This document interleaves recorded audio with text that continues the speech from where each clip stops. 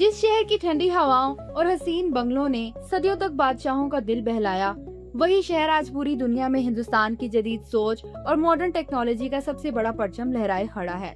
ये बैंगलोर है जिसे हम आज बेंगलुरु के नाम से जानते हैं। एक जलती हुई मिसाल उस इंसानी दिमाग और ऊंचे हौसले की जो कभी मिट्टी के छोटे किलों से शुरू होकर सदियों के बदलाव से गुजरता हुआ आज दुनिया के टेक हब्स से मुकाबला करता है। अगर भारत की तारीख एक शानदार दास्तान है, तो बेंगलुरु उसके दास्तान का सबसे रोशन पन्ना है, जिसने पूरे मुल्क को एक नया मिजाज, एक नई उम्मीद और एक बेमिसाल स्टार्टअप कल्चर दिया है। इस जमीन पर सिर्फ सुहाना मौसम ही नहीं, बल्कि नए ख्वाबों, ऊंची परवाज और हर रोज कुछ नया कर दिखाने की खुशबू बसी है। ये वो शहर है जहाँ बड़े से बड़े मुहाजिर आए और इसी मिट्टी के होकर रह गए। आज हम उस बेंगलुरु के शानदार सफर पर निकल रहे हैं, जहाँ हर पुरानी झील और मॉडर्न टेक पार्क की कांच वाली बिल्डिंग में एक नई कामयाबी की कहानी छुपी है। एक ऐसा सफर जो कि केम्पेगौड़ा के विजनरी सोच से शुरू होकर टीपू सुल्तान की सल्तनत, ब्रिटिश कैंटोनमेंट के नए मिजाज, पब्लिक सेक्टर यूनिट्स की इंजीनियरिंग दौर और आईटी क्रांति से होता हुआ आज 2026 के एआई और डीप टेक वाले दौर तक पहुंचता है। इस शहर का असली और सदियों पुराना नाम बेंगलुरु है, जिसके ठोस तारीखी सबूत हमें बेंगोर के पास मिलते एक 9th सेंचुरी के गंगा डायनेस्टी के इंस्क्रिप्शन यानी खुतबे में वाज़ेह तौर पर मिलते हैं, जहां इस इलाके को बेंगावल उरू यानी गार्ड्स का शहर या बिजलिस पैलेस कहा गया है। एक मशहूर लोक कथा ये भी है कि होयसला राजा वीरा भल्ला दोम जब रास्ता भटक गए तो उन्हें एक बूढ़ी औरत ने उबले हुए चने खिलाए, जिससे इसका नाम बेंदाकलुरु यानी उबले चने का शहर पड़ा। मगर 19वीं सेंचुरी में जब ब्रिटिश ईस्ट इंडिया कंपनी यहाँ आई तो उन्होंने अपनी कॉलोनियल सहूलत और अंग्रेजी तलफ़ुज़ के मुताबिक इसे बदलकर बैंगलोर कर दिया। आजादी के बाद सदियों तक ये शहर इसी कॉलोनियल नाम से जाना जाता रहा, मगर अपनी असल मिट्टी की पहचान और सदियों पुरानी विरासत को वापस लाने के लिए साल 2006 में कर्नाटका हुकूमत ने इसका नाम बदलकर दोबारा बेंगलुरु किया, जिसे साल 2014 में मरकजी हुकूमत ने मुकम्मल मंजूरी मिली। इस दास्तान की मुकम्मल बुनियाद रखी गई साल 1537 में, जब विजयनगर एम्पायर के तहत एक विजनरी रूलर और यलाहंका के चीफ केम्पेगौड़ा अव्वल ने इस इलाके की स्ट्रैटेजिक अहमियत को देखा। उन्होंने एक शिकार के दौरान देखा कि एक छोटे से खरगोश ने उनके शिकारी कुत्ते को पीछे ढेर दिया। इस मिट्टी की बहादुरी देखकर उन्होंने यहाँ मिट्टी का एक किला तामीर किया, जिसे बेंगलुरु पीठ कहा गया। उन्होंने शहर को अलग अलग बिजनेस कॉरिडोर्स में बांटा, जैसे कपड़ों के लिए चिक पीठ और पान के पत्तों के लिए बाले पीठ, जहाँ दुनिया भर के ताजिर और दुकानदार आकर आबाद हुए।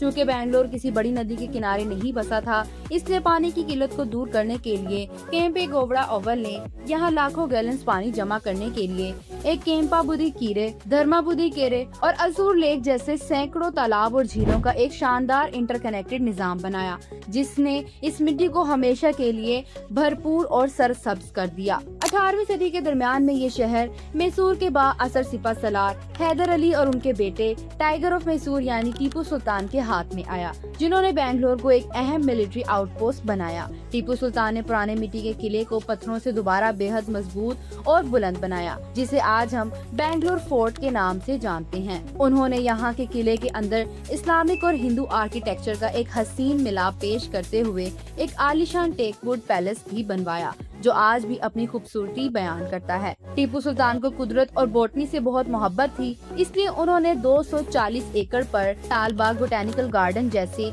हसीन जगह के विकास की बुनियाद रखी। उन्होंने अफगानिस्तान, पर्शिया और टर्की से आंखों को भाने वाले अनोखे दरख्त, फूल और भारी पौधे मंगवाए, जिन्होंने बेंगलोर की कुदरती हुस्न को 4 चांद लगा दिए। साल 1799 में फोर्थ एंग्लो मैसूर वॉर में टीपू सुल्तान की शहादत के बाद अंग्रेजों ने इस पूरे इलाके पर अपना मुकम्मल कब्जा कर लिया। साल 1806 में ब्रिटिशर्स ने पुराने शहर से दूर यहाँ अपना परमानेंट कैंटोनमेंट कायम किया, क्योंकि यहाँ के मौसम उन्हें यूरोप की याद दिलाता था।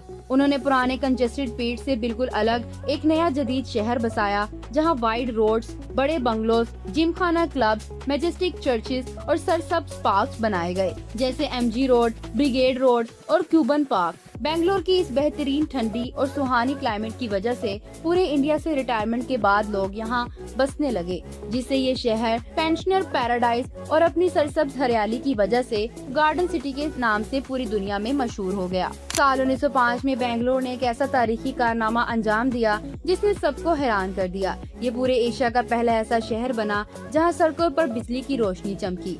शिवनास मुद्रा हाइड्रो इलेक्ट्रिक प्रोजेक्ट से जब शहर को इलेक्ट्रिसिटी सप्लाई मिली तो यहाँ के केआर मार्केट और सड़कों पर लगे इलेक्ट्रिक बल्ब ने पूरे देश को रोशन कर दिया। इसके ठीक 4 साल बाद साल 1909 में मैसूर के महाराजा श्री कृष्ण राजा वदियार चहारम और विजनरी इंडस्ट्रियलिस्ट जे.एन. टाटा के ताउन से इंडिया इंस्टीट्यूट ऑफ साइंस की बुनियाद रखी गई। IISc ने बेंगलुरु को रिसर्च, स्पेस साइंस और मॉडर्न इंजीनियरिंग का सबसे बड़ा मरकज बना दिया। ये वही मिट्टी है जहां Nobel laureate sir C.V. Raman, aerospace scientist Roddam Narasimha और विक्रम साराभाई जैसे महान वैज्ञानिकों ने अपनी तारीखी रिसर्च की और देश को नई ऊंचाइयों पर पहुंचाया। 1947 में आजादी के बाद भारत को पहले प्राइम मिनिस्टर जवाहरलाल नेहरू ने बेंगलुरु के लिए एक नया ख्वाब देखा। उन्होंने इस शहर को देश के प्रीमियर इंडस्ट्रियल और डिफेंस मैन्युफैक्चरिंग बेस चुना क्योंकि इसकी जियोग्राफिकल लोकेशन समुद्री और सरहदी हमलों से दूर है और बिल्कुल सेफ थी। साल 1950 से 1970 के इस दौर में Hindustan aeronautics limited,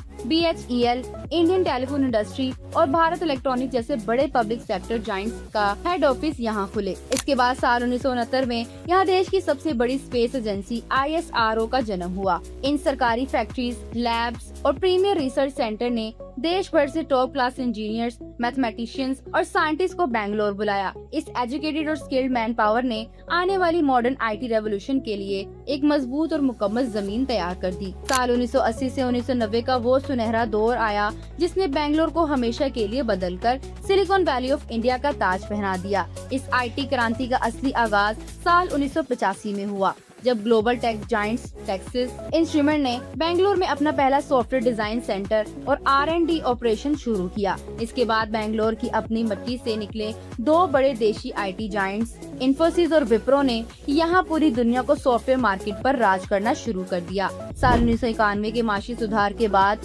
software experts का एक ऐसा तूफान आया जिसने इलेक्ट्रॉनिक सिटी और व्हाइट फील्ड जैसे सरसब्ज इलाकों को रातों रात बड़े बड़े IT पार्क्स, क्लास बिल्डिंग्स और मल्टीनेशनल कॉर्पोरेशंस के शानदार हब्स में तब्दील कर दिए। नए मिलेनियम के आते ही ग्लोबल आउटसोर्सिंग का सेंटर बनने की वजह से बेंगलोर की आबादी और इसका फिजिकल साइज दोनों बेतहाशा और बहुत तेजी से बढ़ने लगे। पुराने इंफ्रास्ट्रक्चर पर लोड बढ़ा तो शहर ने नए पर लगाए। साल 2008 में दवानाहाली में मॉडर्न केम्पेगौड़ा इंटरनेशनल एयरपोर्ट का खुलना और साल 2011 में बेंगलोर की अपनी मॉडर्न लाइफलाइन यानी नमा मेट्रो का आगाज होना। इनको मेट्रो के ट्रैक्स ने काफी हद तक संभाला। आउटर रिंग रोड और मनियाता टेक पार्क इस दौर में दुनिया भर के टेक जायंट और गूगल, अमेज़न, माइक्रोसॉफ्ट जैसी कंपनीज का सबसे बड़ा और स्वेंकी हब बनकर उभरे। लेकिन इस शानदार सफर में सबसे बड़ा इम्तिहान आया साल 2020 के कोविड-19 के दौर में, जब पूरी दुनिया घरों में कैद थी।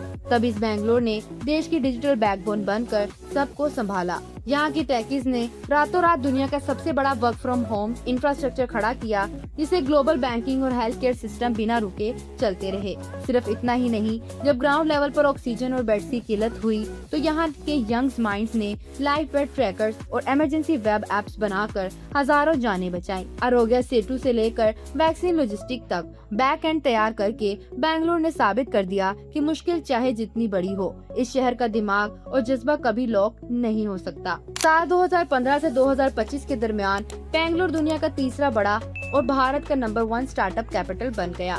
फ्लिपकार्ट, स्विगी और रेजर पे जैसे बड़े बिलियन डॉलर यूनिकॉर्न इसी मिट्टी से निकले। आज भी इंदर नगर, कोरामांगला के कैफेज में लोग मजाक में कहते हैं कि यहाँ एक हाथ में फिल्टर कॉफी और दूसरी तरफ करोड़ों की फंडिंग चेक होता है। जहाँ एक तरफ इस तरक्की से ट्रैफिक जैम्स और वाटर क्राइसिस जैसे अर्बन चैलेंजेस बढ़े, वहीं दूसरी तरफ यहाँ के पब कल्चर और लाइव म्यूजिक सीन ने नौजवानों को जिंदगी जीने का एक नया मिजाज दिया। सदियों के इस अनोखे सफर से गुजरता हुआ हमारा बेंगलुरु आज साल 2026 में advance artificial intelligence, deep tech और बायोटेक्नोलॉजी के एक नए आलमी मुकाम पर है। अब ये शहर सिर्फ बेसिक कोडिंग तक महदूद नहीं, बल्कि 2026 में ऑटोमेटेड ट्रांसपोर्ट, इलेक्ट्रिक मोबिलिटी और माइक्रोचिप डिजाइन का ग्लोबल हब बन चुका है। टॉप ग्लोबल कैपेबिलिटी सेंटर के साथ आज बेंगलुरु यूएस के सिलिकॉन वैली और चाइना से सीधी आंख मिलाकर मुकाबला करता है। यहाँ जनरेटिव AI स्टार्टअप्स भी हैं और केम्पेगौड़ा के सदियों पुराना कारोबारी जोश भी, जो हर मुश्किल के बावजूद कभी कम नहीं होता।